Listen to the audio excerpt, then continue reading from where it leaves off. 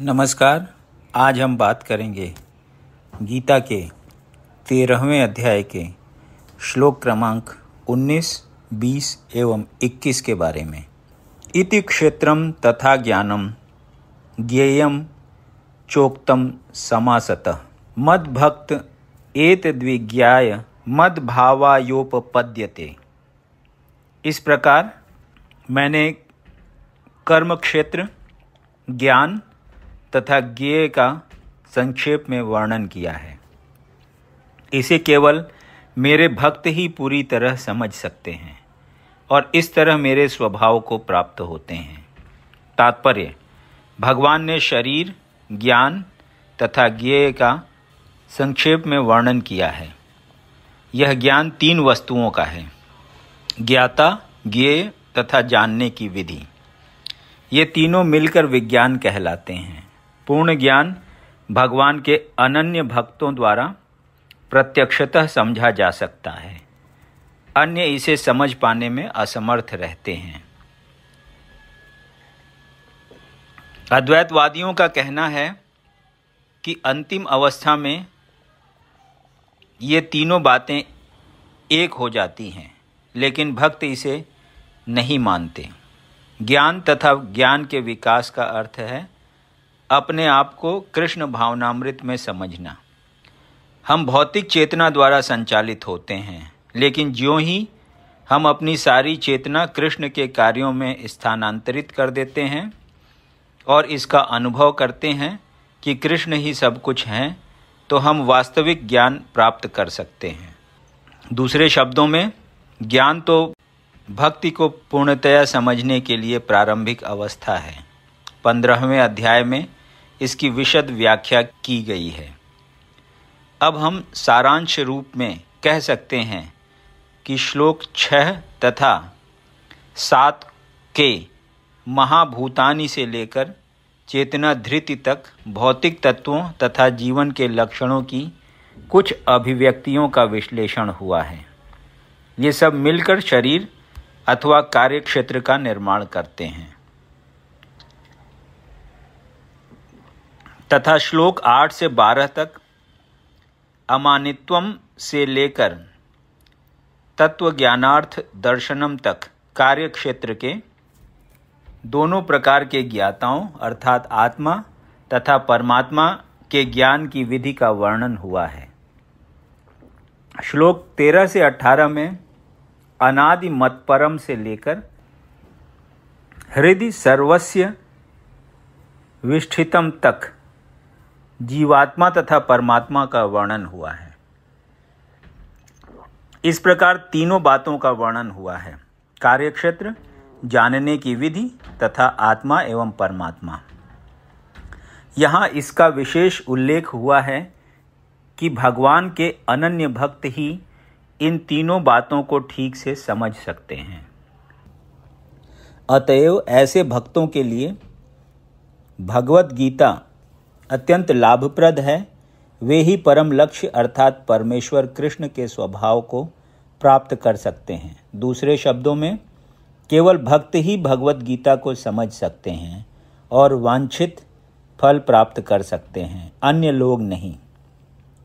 प्रकृतिम पुरुषम चैव विध्यनादि उभावपि विकारांश्च गुणांश्चैव विद्धि प्रकृति संभवान। प्रकृति तथा जीवों को अनादि समझना चाहिए। उनके विकार तथा गुण प्रकृतिजन्य हैं। तात्पर्य: इस अध्याय से मनुष्य शरीर तथा शरीर के ज्ञाता को जान सकता है। शरीर क्रिया क्षेत्र है और प्रकृति से निर्मित है। शरीर के भीतर बद्ध तथा उसके कार्यों का भोग करने वाला आत्मा ही पुरुष या जीव है। वह ज्ञाता है और इसके अतिरिक्त भी दूसरा ज्ञाता होता है जो परमात्मा है। निस्संदेह यह समझना चाहिए कि परमात्मा तथा आत्मा एक ही भगवान की विभिन्न अभिव्यक्तियां हैं। जीवात्मा उनकी शक्ति है और परमात्मा उनका साक्षात अंश है। प्रकृति तथा जीव दोनों ही नित्य हैं। तात्पर्य यह है कि वे सृष्टि के पहले से विद्यमान हैं। यह भौतिक अभिव्यक्ति परमेश्वर की शक्ति से है और उसी प्रकार जीव भी हैं, किंतु जीव श्रेष्ठ शक्ति है। जीव तथा प्रकृति इस ब्रह्मांड के उत्पन्न होने के पूर्व से विद्यमान हैं। प्रकृति तो महाविष्णु में लीन हो गई और जब इसकी आवश्यकता पड़ी तो यह महत् तत्व के द्वारा प्रकट हुई। इसी प्रकार से जीव भी उनके भीतर रहते हैं और चूंकि वे बद्ध हैं, अतएव वे परमेश्वर की सेवा करने से विमुख हैं। इस तरह उन्हें वैकुंठ लोक में प्रविष्ट होने नहीं दिया जाता, लेकिन प्रकृति के व्यक्त होने पर इन्हें भौतिक जगत में पुनः कर्म करने और वैकुंठ लोक में प्रवेश करने की तैयारी करने का अवसर दिया जाता है।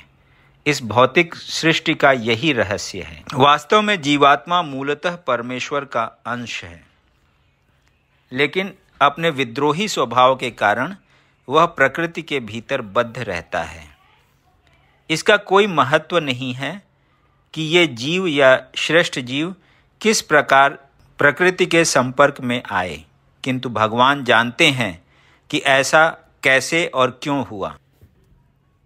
शास्त्रों में भगवान का वचन है कि जो लोग प्रकृति द्वारा आकृष्ट हैं वे कठिन जीवन संघर्ष कर रहे हैं, लेकिन इन कुछ श्लोकों के वर्णनों से यह निश्चित समझ लेना होगा कि प्रकृति के 3 गुणों के द्वारा उत्पन्न विकार प्रकृति की ही उपज हैं।